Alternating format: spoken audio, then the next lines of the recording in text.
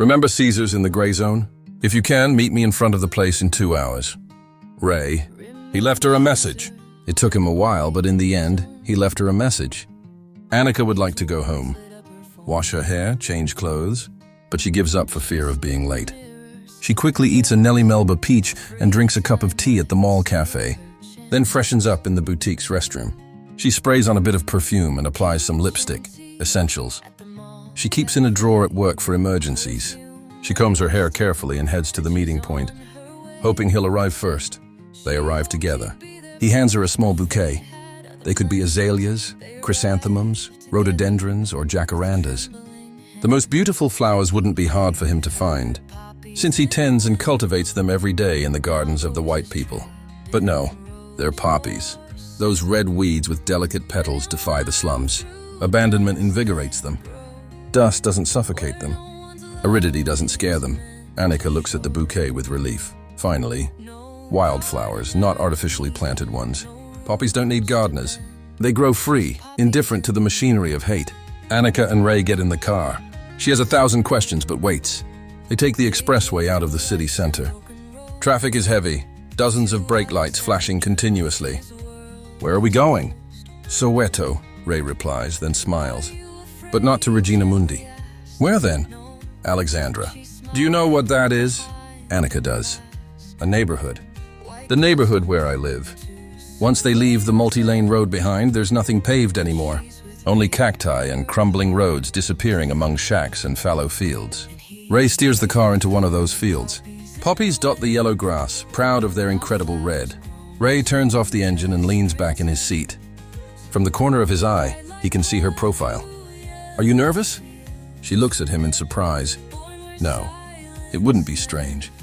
White people don't come to Soweto. Even the police avoid coming here unless they absolutely have to. And when they do, they come armed to the teeth. But I'm with you. Ray looks at her. He wonders if he'll end up breaking that trusting abandon she's allowing herself. It's good to see you again, he says. I wanted to do it sooner. Much sooner. And I would have been there. Ray sighs deeply. I know, that's why... My God, Annika! You've created quite a mess. Annika widens her eyes. What do you mean? He looks at her again, gives a little smile. Don't mind what I say. You haven't done anything, but I have. I think I've fallen in love with you. You think? I'm sure of it. Maybe it's the comfort of being in his own territory here in Soweto. Maybe it's Annika's anxious expression, or the effect she has on him. Whatever it is, Ray, in the span of a second, breaks down all the barriers he had built between them. Annika hadn't dared hope for such a declaration.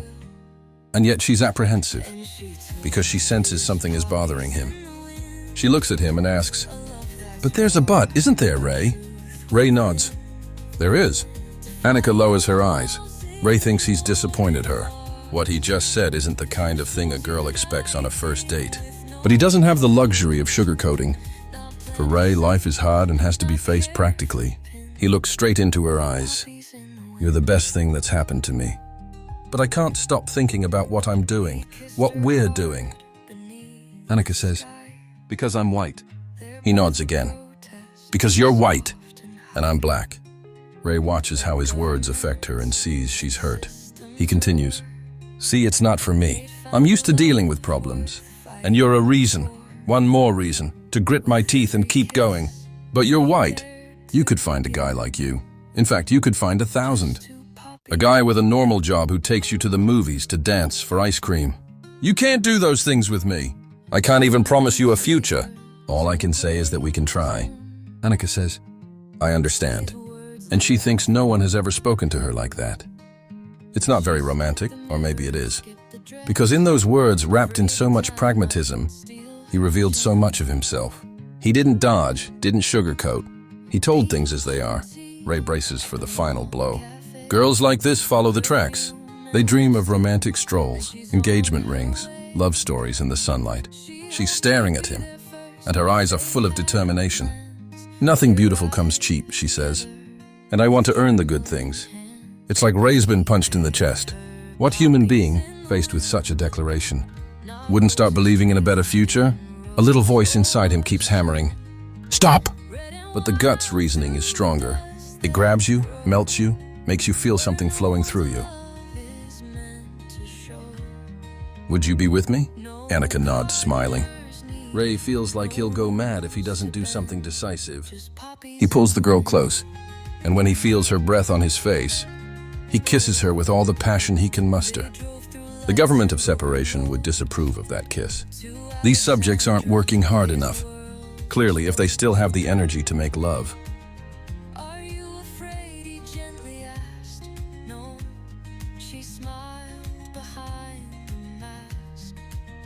White girls don't come to Soweto's edge, but she's with Ray, her heart on pledge. And he gave her poppies in the wind, not flowers grown to just pretend. Bright like blood through yellow fields, born where silence never heals. No need for planning, no need to mend, just poppies in the wind.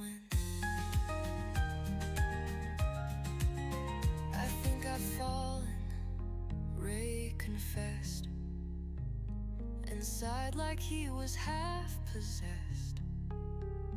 You're white, I'm black, that's what it means. But she saw past the in-betweens. Nothing beautiful comes cheap, she said, and I wanna earn what lies ahead. He feared she'd walk like others might, dreaming of diamonds and candlelight. But she stayed steady, clear and still, not asking promises, just will. And she took his poppies in the wind, a love that's raw, a truth within, defying walls, ignoring laws, two souls uniting with no pause.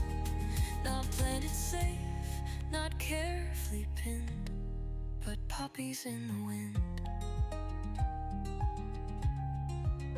He kissed her hard beneath the sky, their breath a protest, soft and high. Let governments and systems roar, they'd found a love worth fighting for. With every kiss they dared to begin, just two poppies.